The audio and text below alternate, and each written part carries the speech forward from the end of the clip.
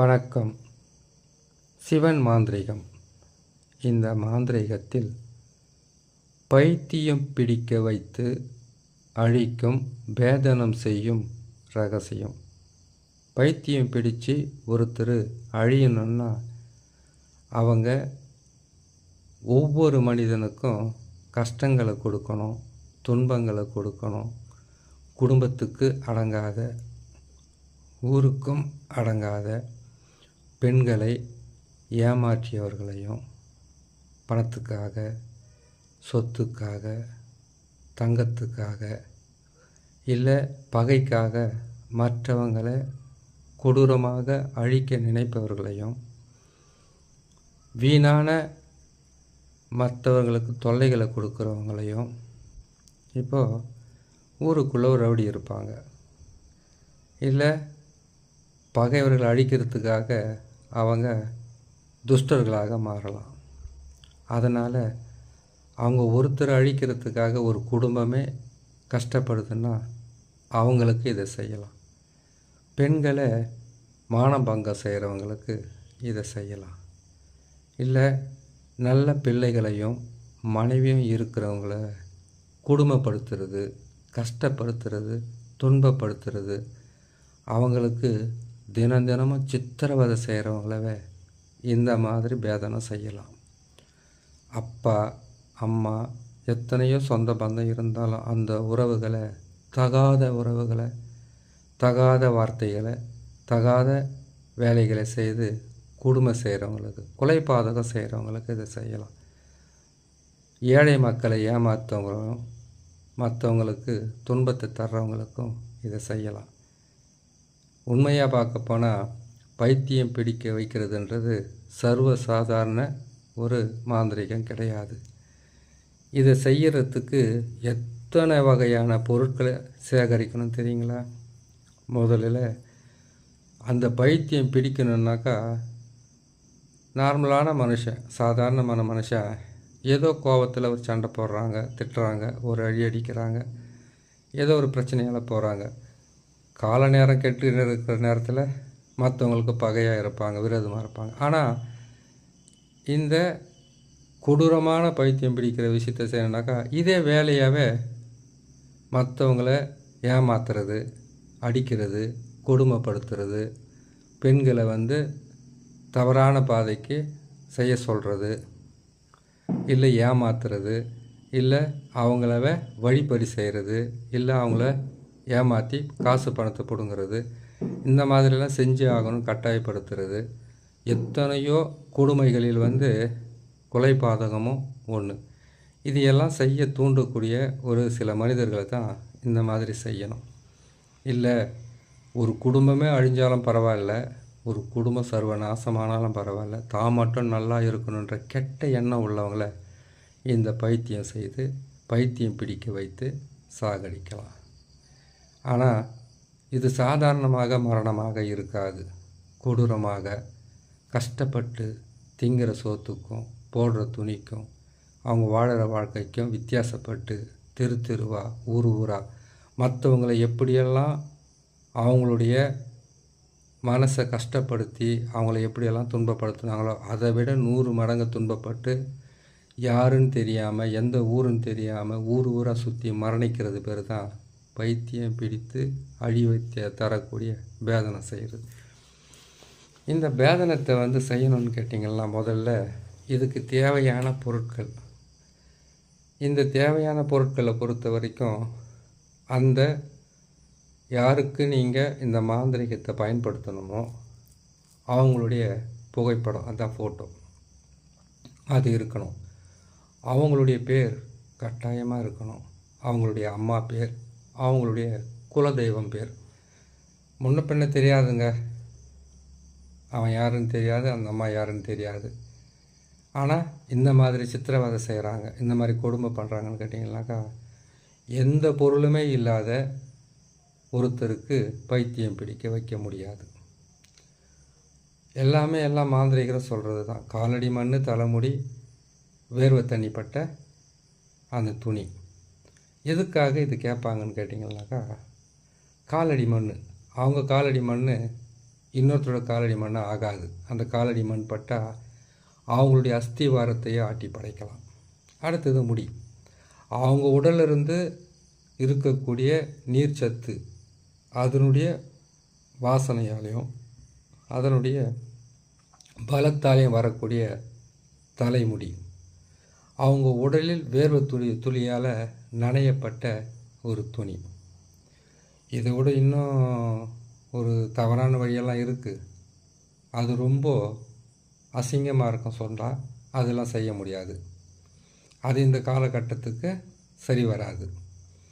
அதனால் இந்த பொருட்களில் ஏதாவது ஒன்றாவது இருக்கணும். சரி, அவங்க இந்த மாதிரி கெட்டது செய்கிறவன் இதெல்லாம் எங்ககிட்ட கொடுக்க முடியுமா அப்படின்ற ஒரு கேள்வி வரும், கட்டாயமாக வரும். அப்படி இருக்குதுன்னு கேட்டிங்கன்னாக்கா அதுக்கு நீங்கள் செய்ய வேண்டியது அவங்களுடைய புகைப்படம், ஃபோட்டோ, அடுத்தது அவங்களுடைய பேர், அவங்க அம்மா பேர், குலதெய்வம் பேர். ஒருத்தர் அழிக்கணும், பைத்தியம் பிடிக்க வைக்கணும், அவங்க சர்வநாசம் ஆகணுன்னாக்கா இது வேணும். இல்லைன்னா அவங்களுடைய புகைப்படம், பேர், இது இருந்தாக்கா இந்த பைத்தியம் பிடிக்க வைத்து அழிக்கிற பேதனத்தை செய்திடலாம். அதுக்கு சரியான காரணம் இருக்கணும். சரியான காரணம்னா கொடூரன், கொடூரமானவன், கொடுமைகளை செய்யக்கூடிய ஆண் பெண், எந்த பாதகம் வேணாலும் செய்ய தயாராக இருக்கிறவங்கள தான் இதை செய்யணும்னு சில விதிமுறைகள் இருக்குது. இதுக்கு எடுக்க வேண்டிய பொருள்னு பார்த்தீங்கன்னாக்கா, எந்த பொருளாக இருந்தாலும் கெட்டது செய்யணும்னா ஒன்று அமாவாசைக்கு மறுநாள் பாட்டிமான்னு சொல்லுவாங்க, இல்லை அமாவாசைக்கு முன்னாள், பௌர்ணமிக்கு முன்னாள் அல்ல பின்னால், இல்லை செவ்வாய்க்கிழமை, சனிக்கிழமை, ஞாயிற்றுக்கிழமை கூட செய்யலாம். அந்த ஞாயிற்றுக்கிழமையில் அமாவாசை முடிஞ்ச மறுநாள் பாட்டிமா வருது இல்லையா, அரைமட்டம்னு சொல்லுவாங்க இல்லையா, அந்த நாளாக இருக்கணும். மற்ற நாளில் முடியாது. சரி, இது எப்படி செய்யணும்னு கேட்டிங்களேனாக்கா, இதை செய்கிறதுக்கு முதல்ல தேவை அரளிச்செடி. அரளிச்செடி, திகைப்பூண்டு, சிறிய நங்கை, பெரிய நங்கை, பேய் பீர்க்கன், பேய் அவரை, பேய் தும்பை, இது எல்லாமே தேவைப்படும். ஆனால் ஒரே ஒரு பொருளை வச்சு இது செய்திடலாம்.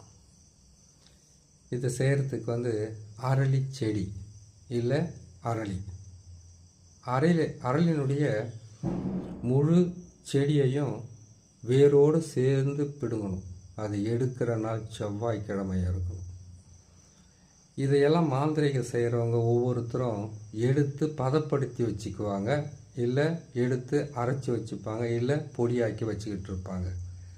மாந்திரிகன்றது இன்னைக்கு நினச்சி நாளைக்கு செய்து மறுநாள் வெற்றி பெறக்கூடியது கிடையாது. மாந்திரிகத்தில் பல வகை இருக்குது. எத்தனை மாந்திரிகம் இருக்குது. மலையாள மாந்திரிகம், கேரளா மாந்திரிகம், சோட்டானிக்கரையம்மன் மாந்திரிகம், காளி மாந்திரிகம், துர்கை மாந்திரிகம், அதே போல் கேட்டிங்கன்னாக்கா ருத்ர மாந்திரிகம், சிவன் மாந்திரிகம், இப்படியெல்லாம் பல வகையில் மாந்திரிகம் இருக்குது. ஆனால் அந்த மாந்திரிகம் எல்லாமே கெட்டது தான் செய்ய பயன்படுத்தியிருக்காங்களே தவிர நல்லது செய்ய கிடையாது. நல்லதுன்னா என்ன இருக்குது? வசியம், ஆண் பெண் வசியம், குடும்ப வசியம், ஜனவசியம், தனவசியம், தொழில் வசியம், ஜனவசியம், வியாபார வசியம், ராஜவசியம், இதுதான் வசியம். மோகனம், மோகனம்னா என்ன? ஒரு பெண்ணை இன்னொரு ஆணை மோகிக்க வைப்பது, ஒரு ஆணை ஒரு பெண் மோகிக்க வைப்பது. இந்த மோகனத்தில் கூட சில வித்தியாசம் இருக்குது. என்னென்னு கேட்டிங்கன்னாக்கா, முன்ன பின்ன தெரியாத பேச்சுவார்த்தை கூட இல்லாமல் இருக்கிறவங்கள கூட பேச வைக்கிறது மோகனம். அதே போல் ஆகர்ஷணம், ஆத்மாக்களை வசியப்படுத்தி அந்த ஆகர்ஷணத்து மூலிமா தெய்வ சக்திகளை பெறுவதும், தெய்வ சக்திகளை நமக்குள்ளே நாம் அதை நம்ம உடலிலும் சரி பேசுகிற வார்த்தையிலையும் அதை பயன்படுத்தி செய்கிறது. ஆத்மாக்களை வசியம் செய்கிறது, இது மட்டும்தான் செய்ய முடியும். மீதி இருக்கிற 5மே கெட்டது தான். இதை கூட கேட்டிங்கன்னாக்கா 100ல் 10 பேர் இல்லை 20 பேர் தான் தெய்வ சக்தி வேணும், பல வகையான சக்தி வேணும்னு கேட்பாங்க. இச்ச சக்தி, கிரிய சக்தி, ஞான சக்தியெல்லாம் வருது இல்லையா, அந்த மாதிரி சக்திகளுக்கு உண்டான வழிகளை சிலர் தான் கேட்பாங்க. இது வேகமான உலகம், இந்த உலகத்தில் சரியான பாதையில் போகிறவங்க ஏற்கனவே வசதி வாய்ப்புகளோடு இருக்கிறவங்க இருப்பாங்க. கஷ்டப்படுறவங்களாம் வந்து ரொம்ப கஷ்டப்பட்டுக்கிட்டு தான் இருப்பாங்க. சரி, பைத்தியம் பிடிக்க வைத்து அழிக்கிற வேதனத்தை பற்றி பார்க்கலாம். இப்போது ஒரு அரளி செடியை எடுத்து அந்த ஆணி வேறு அறுபடாமல் பிடுங்கி அதை மொத்தமே ஒரு உரலில் போட்டு, அதை கல்வன்னு சொல்லுவாங்களே, அதில் போட்டு சுத்தமாக அரைக்கணும். இதை அரைக்கும்போது பைத்தியம் பிடிச்சு அழிக்கக்கூடியவங்களுக்கு செய்ய வேண்டியது திகைப்புண்டு. திகைப்புண்டு உங்கள் கைப்படாமல் செய்துக்கணும். திகைப்புண்டுடன் சேர்ந்து இதுக்கு சிறிய நங்கை, பெரிய நங்கை, பேய் விரட்டி, அடுத்தது பேய் தும்பை, இதை மட்டும் எடுத்தால் போதும். பேய் அவரை, பேய் பீர்க்கன், இதனுடைய சாறு விட்டு தான் அரைக்கணும் என்ற விதி இருக்குது. அவ்வளோ பெரிய இதெல்லாம் செய்ய வேண்டியதில்லை. இதை அரைச்சிக்கிட்டு இதுக்கு எருக்கனுடைய பால், எருக்கன், வெள்ளை எருக்கனாக இருக்கட்டும், அந்த ஊதா கலரில் இருக்கிற எருக்கனா, அதனுடைய பாலை விட்டு அரைச்சி உருவ பொம்மையை செய்யணும். உருவ பொம்மையை செய்து, இந்த உருவ பொம்மையை செய்து தெற்கு முகமாக தலைப்பகுதியை செய்து வச்சுட்டு, உடல் பகுதியை, அதாவது பிணத்தை வந்து பிதைக்கும் போது எப்படியெல்லாம் வைப்பாங்க, தெற்கு பக்கமாக தலைப்பகுதியை வைப்பாங்க, வடக்கு முகமாக பார்க்குற மாதிரி வைப்பாங்க. அந்த மாதிரி இதை நீங்கள் பயன்படுத்தணும். சரிங்களா? இதை பயன்படுத்திட்டு அந்த உருவ பொம்மையை செய்துட்டு, இதுக்கு வந்து எருக்கம்பூவு, அடுத்தது அரளிப்பூவு, அதுக்கு அடுத்தது வந்து கேட்டிங்கன்னாக்கா தும்பைப்பூ, இந்த பூவால் அலங்கரிக்கணும். அலங்கரிச்சிட்டு மார்பு பகுதியில் இரும்பு தகுட்டால் பேர் எழுதணும். பேரை எழுதி இதுக்கு நீங்கள் போட வேண்டிய மை பார்த்திங்கனாக்கா பிண்ட தைலம். பிண்ட தைலத்தை அந்த தகுட்டில் பேரை எழுதிட்டு அதில் அந்த தைலத்தை மையை வந்து அதில் தடவிடணும். தடவிட்டு இதுக்கு உண்டான வேதனை மந்திரன்றது கேட்டிங்கன்னாக்கா நசி நசி நசி மசி மசி மசி பிரி பிரி பிரி நசி நசி. இந்த எழுத்தை மட்டும் 1008 முறை அவங்களுடைய பேரை சொல்லி மந்திரத்தை சொல்லணும். இந்த மந்திரத்தை சொல்லிவிட்டு இது வடக்கு முகமாக பார்க்குற மாதிரி தெற்கு பக்கம் தலை இருக்கிற மாதிரி வைக்கிறேன் இல்லையா, வச்சுட்டு இந்த தகுடவை நெஞ்சு பகுதியில் வச்சு முள்ளம்பன்றியோட முள்ளால் இந்த பிண்ட மையை எடுத்து குத்தணும். எங்கே குத்தணும்? இது வந்து ஒரு மாந்திரிக பாவையை செய்து எப்படியெல்லாம் குத்தணுன்றது ஒரு முறை சொல்கிறோம். இதை வந்து அழிக்கணும்னா மார்பு பகுதியில் ஒன்றும், தலைப்பகுதியில் ஒன்றும். தலைப்பகுதியில் வந்து நெத்தி பகுதியில் வந்து இதை குத்தக்கூடாது, உச்சியில் குத்துவாங்க. வேதனை செய்யணும்னா உச்சியில் குத்தும்போது மொத்தமே குத்த வேண்டியது வந்து மார்பு பகுதியில் ஒன்று, வலது பக்கம். இடது பக்கம் இதய துடிப்பு இருக்கும், உயிர் போயிடும். வலது பக்கத்தில் குத்தணும். நீங்கள் வலது பக்கத்தில் வந்து பன்றியோட முள்ளில் வந்து பிண்ட தைலத்தை தடவி அங்கே குத்திட்டு இந்த மந்திரத்தையும் அவங்களுடைய பேரையும் சொல்லி குத்திட்டு அவங்களுடைய புகைப்படத்தை உச்சந்தலையில் வச்சு இந்த முள்ளை குத்திடுவாங்க. பன்றியோட முள்ளை குத்திட்டு இதை கொண்டு போயிட்டு இதுக்கு கிருஷ்ணாயில், பெட்ரோலு இல்லை கற்பூரம் இது எல்லாமே ஊற்றி ஏதாச்சும் ஒன்று போட்டு எரிப்பாங்க. ஃபோட்டோவோட எரித்து இதை கொண்டு போய் முதல்ல சுடுகாட்டில் ஒரு உருவ பொம்மை செய்து இந்த சாம்பலை போட்டு தலை கீழவும் கால் மேலவும் வர்ற மாதிரி புதைப்பாங்க. ஒன்றாச்சு. இரண்டாவது வந்து கேட்டிங்கன்னாக்கா இன்னொரு உருவ பொம்மையை செய்து இந்த சாம்பலை அதில் போட்டு கால் மேலவும் தலை கீழவும் ஒரு இடத்துல புதைக்கிறேன் இல்லையா சுடுகாட்டில். இடுகாட்டில் வந்து ஒரு பக்கமாக நம்ம படுக்கும்போது ஒரு பக்கமாக படுப்பில்லை, அந்த மாதிரி ஒரு பக்கம் புதைப்பாங்க. மீதி இருக்கிற சாம்பலை கொண்டு போயிட்டு அந்த யாருக்கு பைத்தியம் பிடிக்க வைக்கணுமோ அவங்கள போகிற வர்ற பாதையில் போட்டு விட்டு அவங்க வீட்டு வாசலில், அவங்க வீட்டுக்கிட்டெல்லாம் போக முடியாதுங்க, அப்படி இல்லைன்னு கேட்டிங்கனாக்கா அவங்க போகிற வர்ற பாதை இருக்கும், அந்த பாதையில் போடணும். அடுத்தது முக்கூட்டு வழியில் போடணும். இதனுடன் வேப்ப எண்ணெய் இல்லை எட்டி மரத்தினுடைய எட்டி விதையினுடைய தைலம்னு ஒன்று இருக்கும், அதெல்லாம் இப்போ கிடைக்கிறது ரொம்ப கஷ்டம். எட்டி தைலம் இதை வச்சு என்ன பண்ணுவாங்க கேட்டிங்கன்னா, அதில் போட்டு இது பண்ணிவிட்டு அவங்க வீட்டுக்கு மேற்கு திசையில் போய் புதைப்பாங்க. அப்போ இதை புதைச்ச உடனே இதுக்கு இந்த மந்திரத்தை சொன்னால் உயிரூட்டம் வந்துடும். உயிரூட்டம் வந்த உடனே முதல்ல அவங்க பைத்தியம் பிடிச்சு பேதனை ஆகி அதுக்கப்புறம் தான் மரணம் அடைவாங்க. இதனுடைய செயல்பாடுகள் எப்படி தெரியுமா இருக்கும்? எவ்வளவோ பிரச்சனை பண்ணிக்கிட்டு இருந்தாங்க.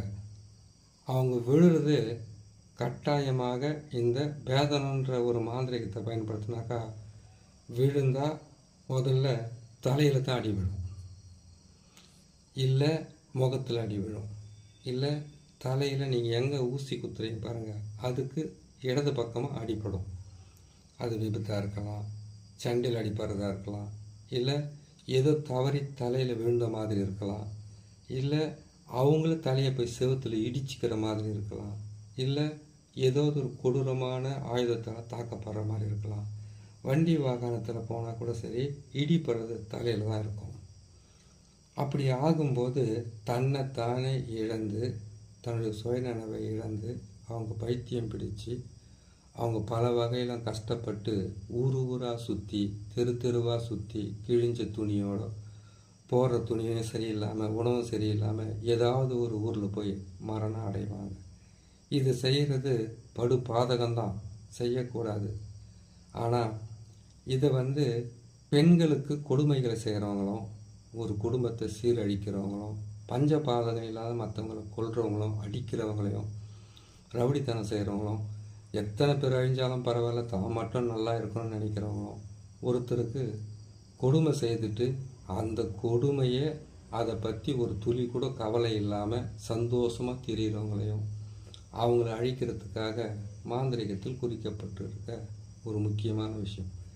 அதனால் இதை செய்யக்கூடிய நாள் சனி, செவ்வாய், அமாவாசைக்கு முன்னால் பின்னால், இல்லை பௌர்ணமிக்கு முன்னால் பின்னால், இல்லை ஞாயிற்றுக்கிழமையில் வரக்கூடிய அமாவாசைக்கு மறுநாள். இந்த நாளில் செய்தால் இந்த காரியம் கடுமையான பாதிப்புடன் மரணம் அடைவதற்குண்டான வழியை கொடுக்கும்.